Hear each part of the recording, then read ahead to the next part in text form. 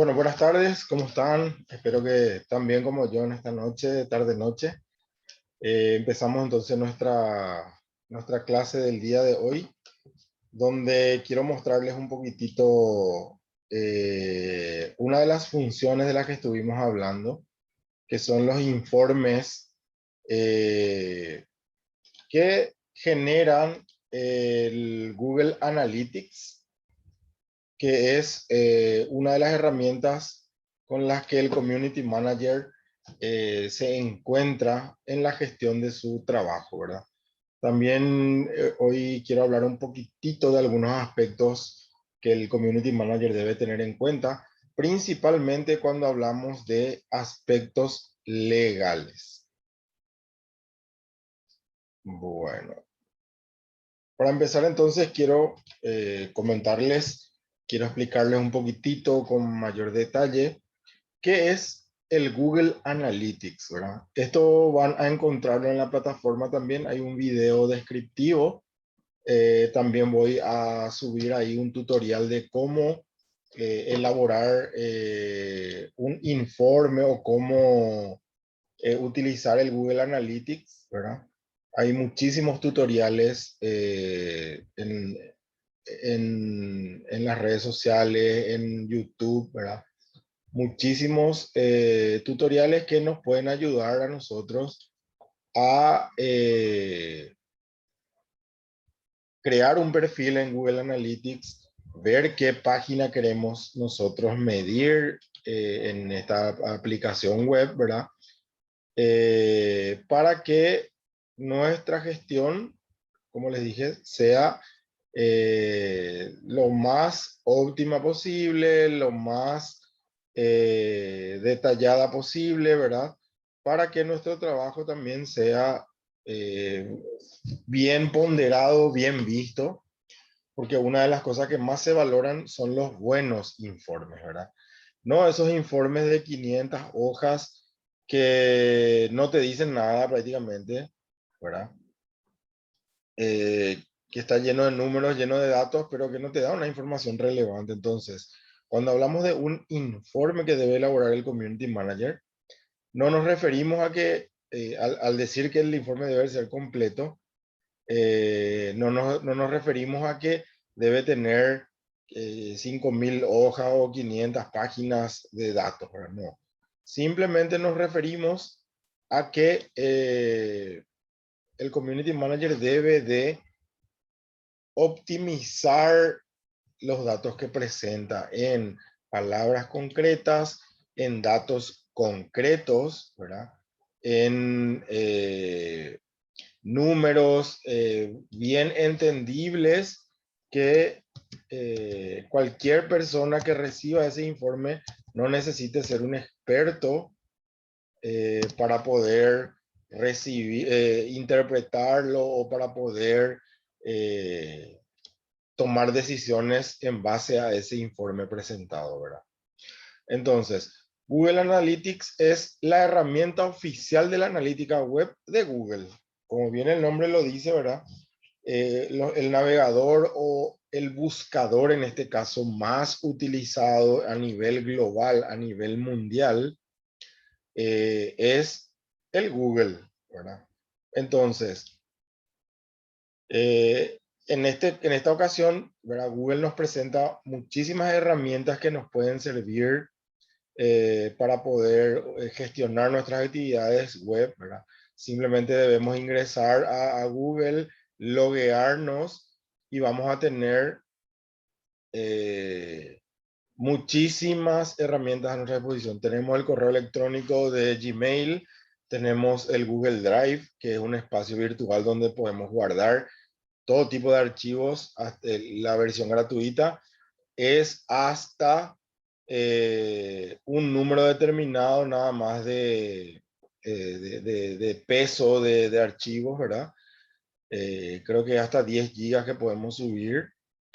Eh, pero eso se puede renovar, ¿verdad? O se puede pagar una membresía para aumentar la capacidad de almacenamiento que necesitemos, ¿verdad?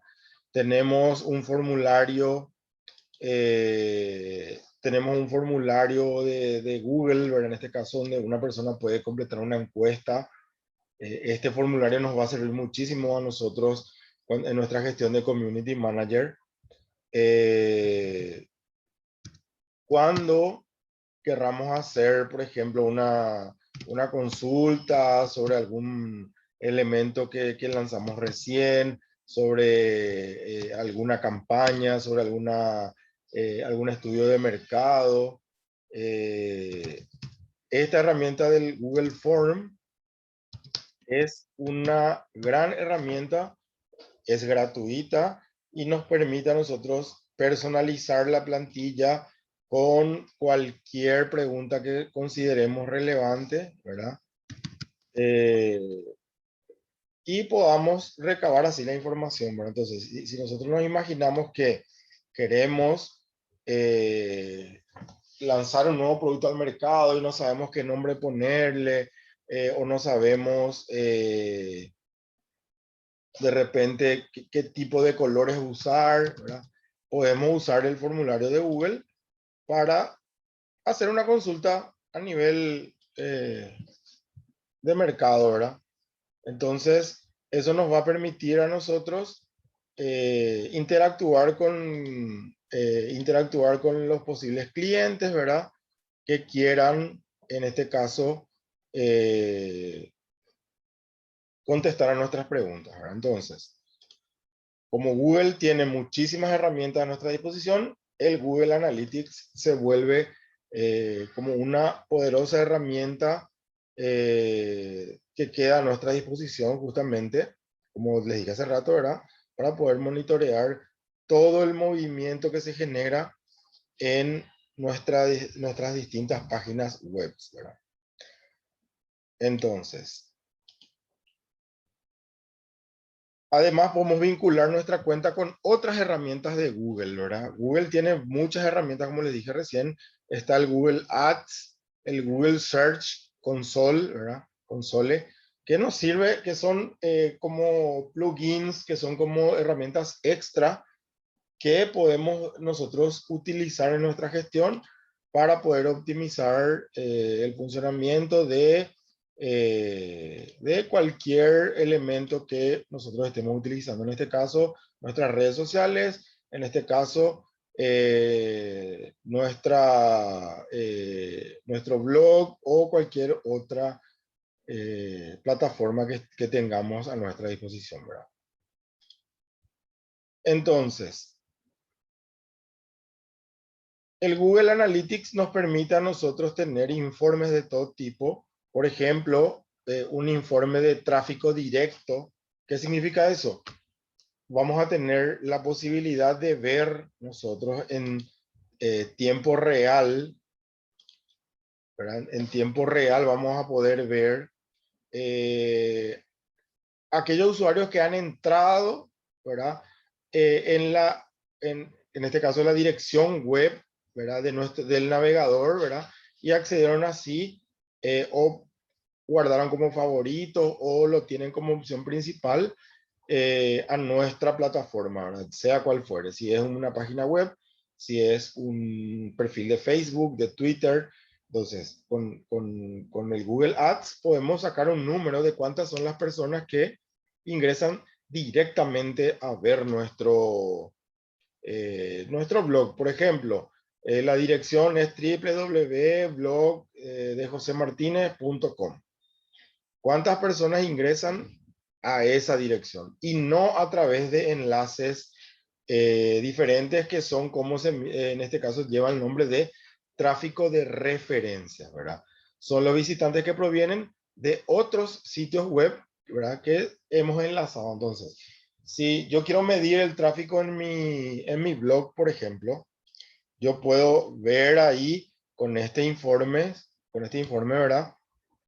Puedo ver cuántas personas entraron, por ejemplo, al Facebook primero, encontraron ahí mi perfil, o alguien que compartió un artículo de mi blog, hizo clic en el enlace y ese enlace le llevó a mi blog, ¿verdad? Entonces, ese es un tráfico de referencia. Como le dije hace rato, el tráfico directo es aquel que pusieron directamente la dirección del blog e ingresaron directamente al blog, ¿verdad? Entonces tenemos entonces ahí el tráfico de referencia. Después tenemos el tráfico pagado, que es el tráfico procedente de los resultados de pago por el medio de una campaña de Google Ads. Entonces, yo pago en Google Ads una membresía para que el propio navegador a la gente le tire como resultado mi página web, ¿verdad?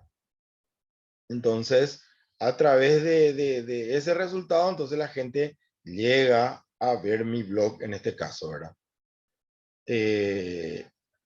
Y de ese modo, obviamente ahí tengo una ventaja sobre las demás empresas, en este caso, que no tengan una membresía en el Google Ads, entonces tengan que buscar directamente la página que están, en este caso, en cuestión, ¿verdad? Podemos hacer una medición social, ¿verdad? Es el tráfico procedente de las redes sociales, si se ha etiquetado correctamente como tal. Entonces, si nosotros ponemos una etiqueta que decíamos que es el nombre clave que recibe una frase, tiene una etiqueta. Entonces, si mi blog habla de prevención del suicidio o de salud mental, ¿verdad? Entonces, cuando la gente googlee, entonces yo pongo como tema de mi blog cómo cuidarse o cómo cuidar la salud mental. Y mi etiqueta se le pone a la palabra salud mental. Entonces, si yo entro después a Google y escribo en el buscador la palabra salud mental, como mi blog tiene esa etiqueta adherida al blog, entonces, entre los resultados que arroje el Google, el navegador de Google, ¿verdad? Aparecerá nuestro blog como uno de los resultados, ¿verdad? Entonces, en el Google Ads, o sea, perdón, en el Google Analytics, entonces, yo puedo conocer cuántas personas visitan mi página, cuántas personas comparten mi página, cuántas personas compraron un producto haciendo clic en mi página. Si es que mi página tiene ventas en línea, entonces ahí yo voy a saber a través de esta herramienta cuántas personas utilizaron utilizaron, ¿verdad?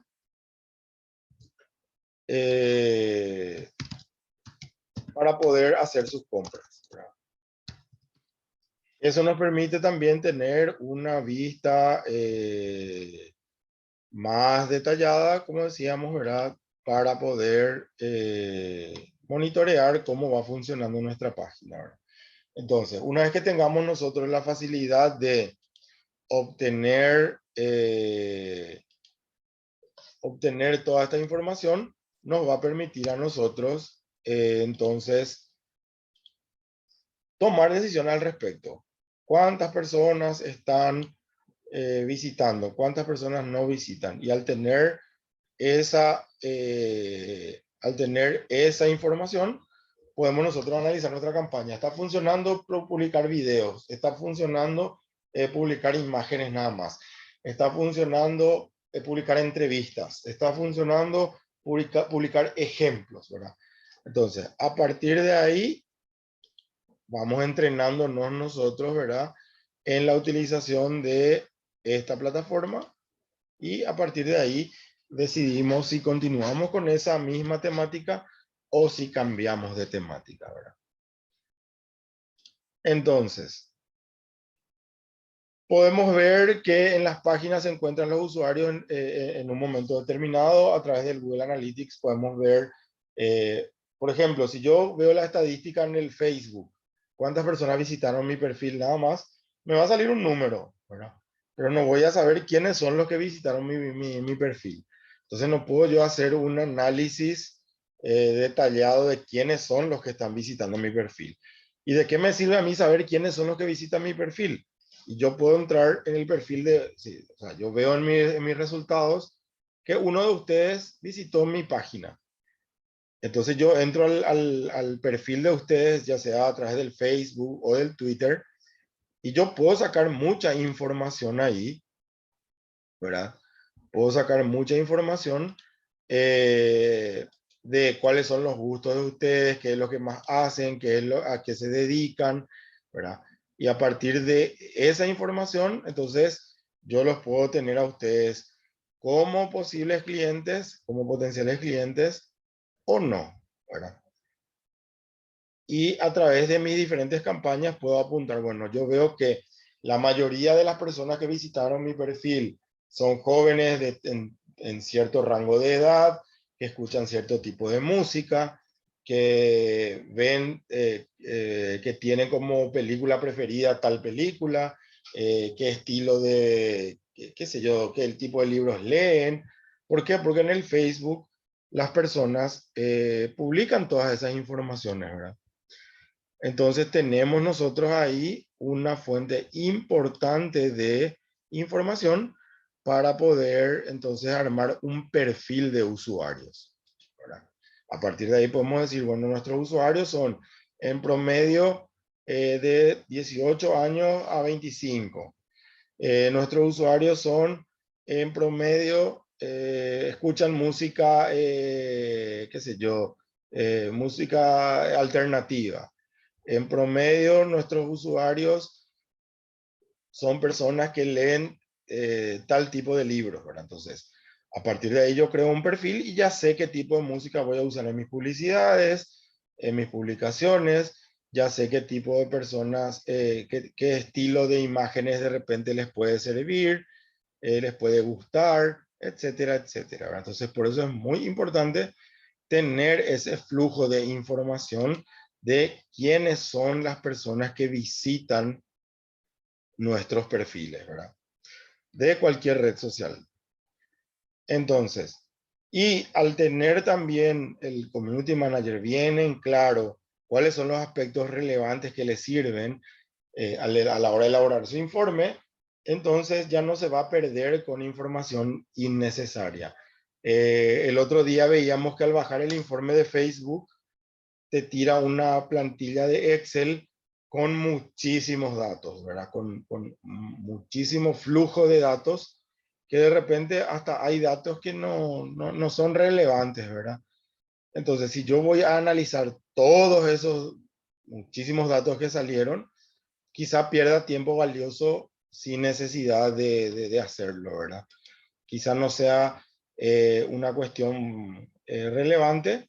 Entonces, sabiendo yo qué es lo que quiero realmente eh, de los datos que voy a extraer, el tiempo que voy a desarrollar para elaborar mis informes también va a ser optimizado y no voy a tardar demasiado tiempo, ¿verdad?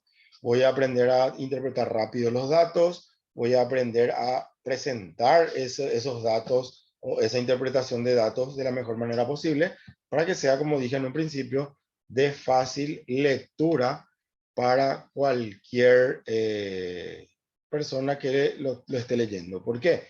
Porque decíamos que nuestros jefes puede que sepan muy poco del funcionamiento de las redes sociales, del funcionamiento de las páginas web. ¿Por qué? Porque generalmente los jefes se dedican a otra cosa, ¿verdad?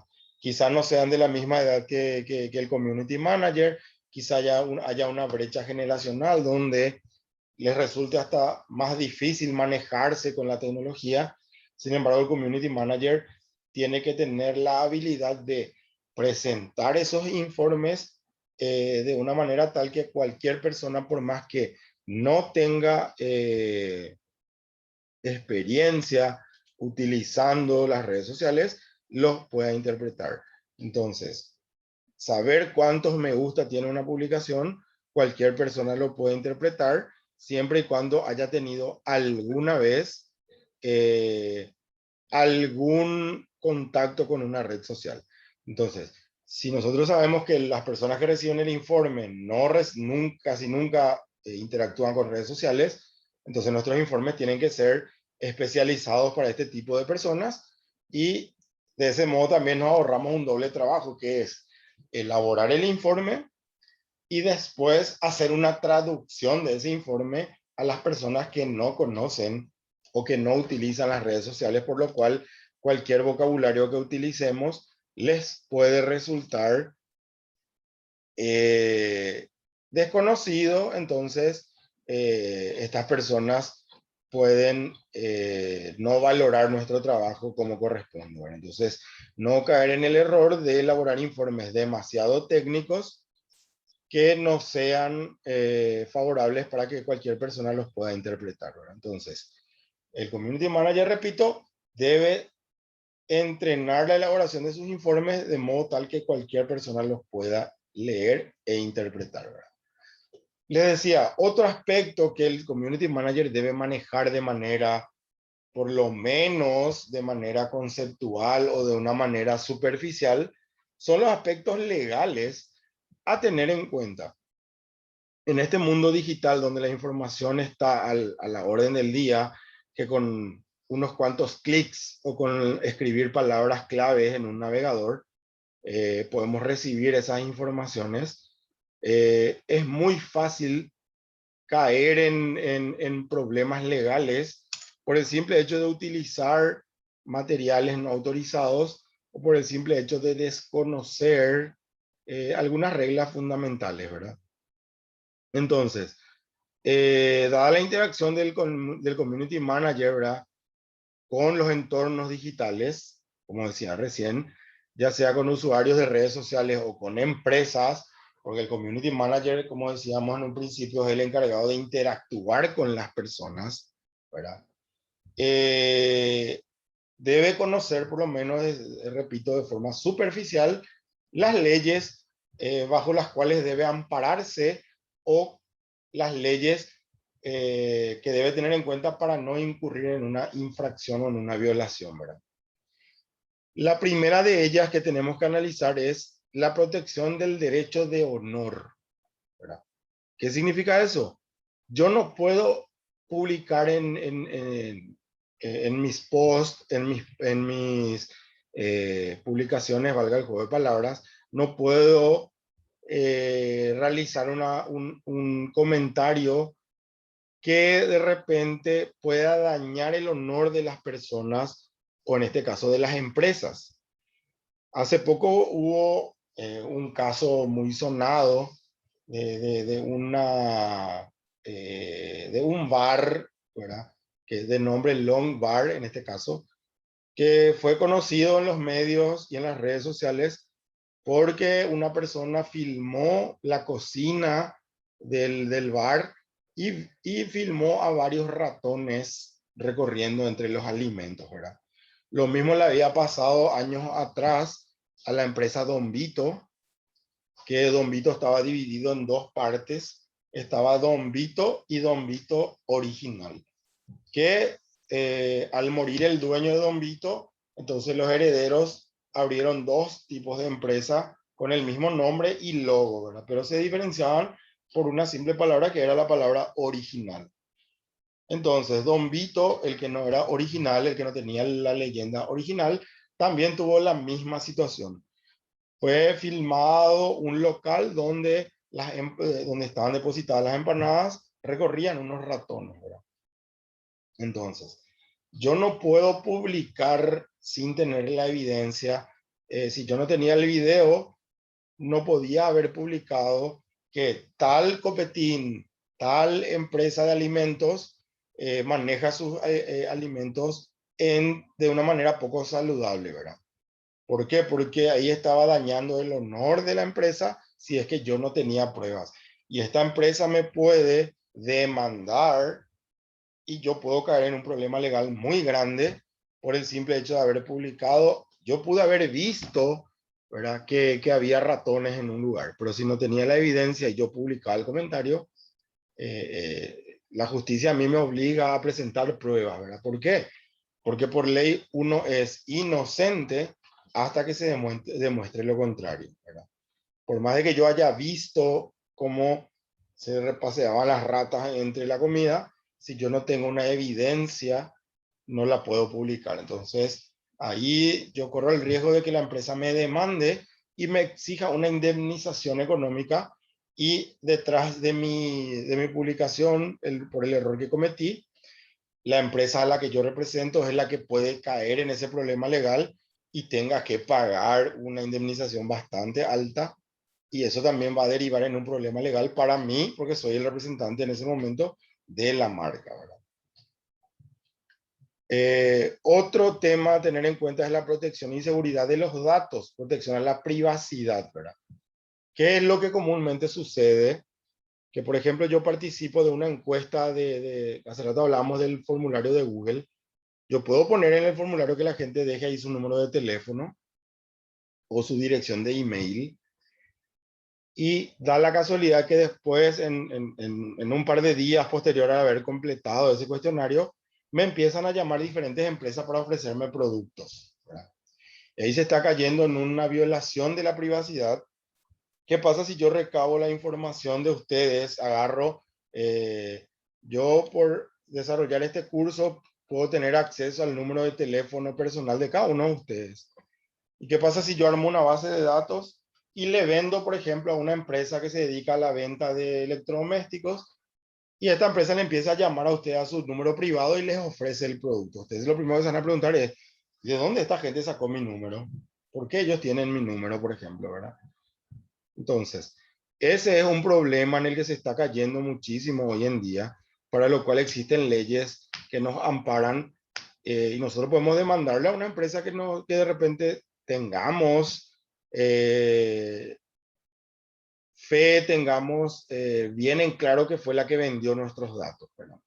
Por eso las empresas están obligadas a proteger los datos de sus clientes y a no comercializar con ellos. Entonces nosotros como community manager tenemos que cuidar muchísimo los datos de nuestros clientes, por lo cual no podemos estar por ahí publicando por publicar nomás los nombres sin la autorización de estas personas, ¿verdad? Entonces, si yo hago un video publicitario, perdón, y le encuentro a ustedes sentados, por ejemplo, voy a la universidad y todos ustedes son compañeros y están sentados en la cantina de la universidad consumiendo una bebida gaseosa X y yo soy representante de esa bebida gaseosa y les filmo a ustedes sin autorización de ustedes y publico ese video.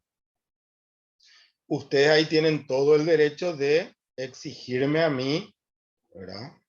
O un pago por la utilización de la imagen de ustedes o dejar por escrito que ustedes me autorizan a mí usar la imagen de ustedes, ¿verdad? Entonces, eso también ese es un tema bastante importante, para lo cual existen contratos privados donde yo le hago firmar a la persona que va a salir en mi video una autorización por utilización de imagen, ¿verdad? Yo no puedo publicar una foto de la casa de ustedes y porque ustedes pintaron su casa con una pintura que compré yo, que yo vendía, y quedó linda la casa de ustedes. Yo no puedo ir frente a la casa de ustedes y sacarle una foto y publicarla en mis redes sin el permiso de ustedes, ¿verdad? ¿Por qué? Pues yo debo cuidar la privacidad. ¿Qué pasa si después por haber publicado eso, una persona o personas inescrupulosas ven que ustedes tienen tal marca de auto, que ustedes tienen tal marca qué sé yo, tienen una moto, o utilizan tal o cual servicio, ¿verdad? La gente se puede aprovechar, esos datos son muy valiosos y la gente se puede aprovechar de una manera negativa, ¿verdad? Y acá es donde entran las extorsiones, donde entran los delitos informáticos, etcétera, etcétera. Entonces, el derecho de rectificación, el community manager debe manejar que hay un derecho para pedir la rectificación primero. Entonces, mi empresa se dedica a la venta de electrodomésticos.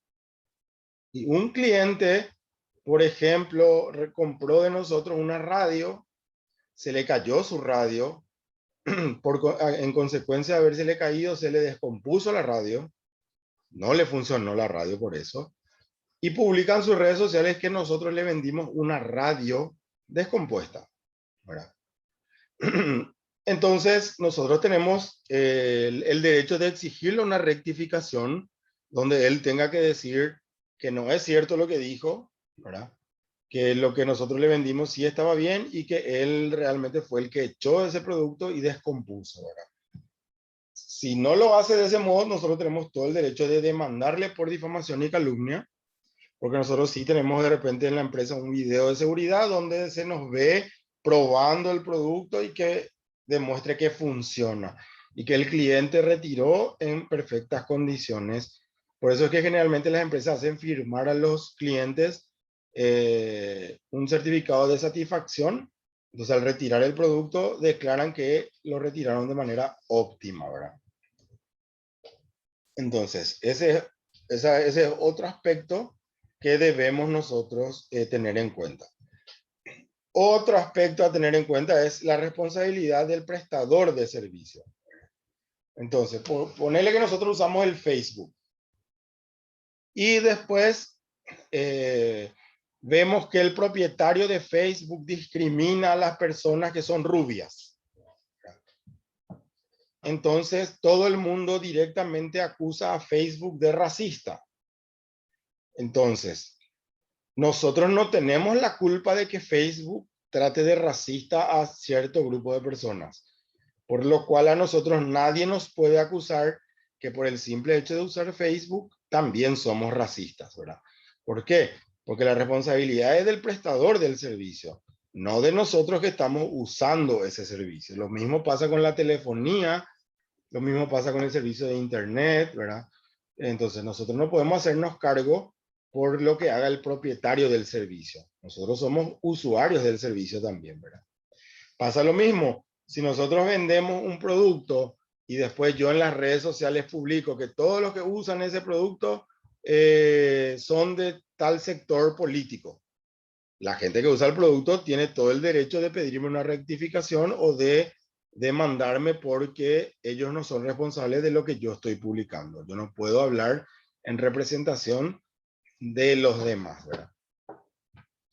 Otro aspecto a tener en cuenta como community manager es la ley de suplantación de marcas, ¿verdad?